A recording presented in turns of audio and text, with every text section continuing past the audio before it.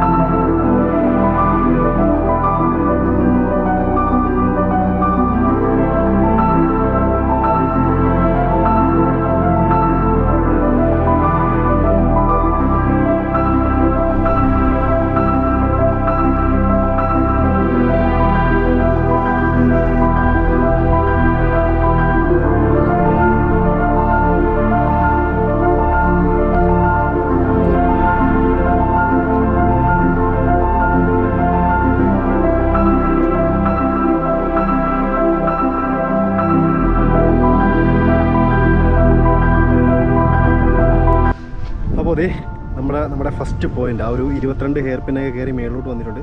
ഇപ്പോൾ കഴിഞ്ഞാൽ വന്നപ്പോഴത്തേക്ക് ഈ ഒരു പ്ലേസിൽ നിന്നിട്ടാണ് ഞാൻ വീഡിയോ എടുത്തിട്ടുള്ളത്, ഞാൻ സുജീവരോട് വന്നപ്പോഴത്തേക്ക്. അപ്പോൾ ആ ടൈമിൽ ഇല്ലാത്ത കുറച്ച് കാര്യങ്ങളാണ്. ഈ ഒരു ബോർഡൊക്കെ വെച്ചിട്ടുണ്ട്, അപകട സാധ്യത കൂടിയ സ്ഥലം എന്നൊക്കെ പറഞ്ഞ് ബോർഡൊക്കെ വെച്ചിട്ടുണ്ട്. പക്ഷേ ഇവിടെ എന്ത് അപകടമാണെന്ന് എനിക്കറിയത്തില്ല. ചിലപ്പോൾ ആരെങ്കിലുമൊക്കെ ചെറുതായിട്ട് വീണ് കാണാം അതിൽ. പക്ഷേ അത്ര വലിയ അപകടമുള്ള സ്ഥലമൊന്നുമല്ല. എന്നാലും അവർ പറയുന്ന കാര്യങ്ങളെല്ലാം ശ്രദ്ധിക്കുക. ഫോറസ്റ്റുകാരൊക്കെ അപകട സാധ്യത കൂടിയ മേഖല എന്ന് പറയുമ്പോൾ അവിടെ അധികം ഇറങ്ങാതിരിക്കുക, നമ്മൾ ചെയ്ത പോലെ ചെയ്യാതിരിക്കുക, കേട്ടല്ലേ.